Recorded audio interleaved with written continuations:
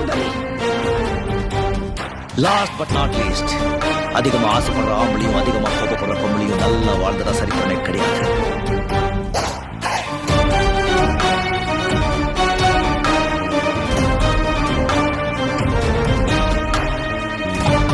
ஆறு படையப்பனோட இந்த வேலை மேல சத்தியம் பண்ணி சொல்லு, இந்த பொண்ணை கல்யாணம் பண்ணிக்க நீ மனப்பூர்வமா சம்மதிக்கிறியா? ஆட்சியே அவங்க பக்கம் இருக்கு. போடா, ஆண்டவனே நம்ம பக்கம் இருக்கா.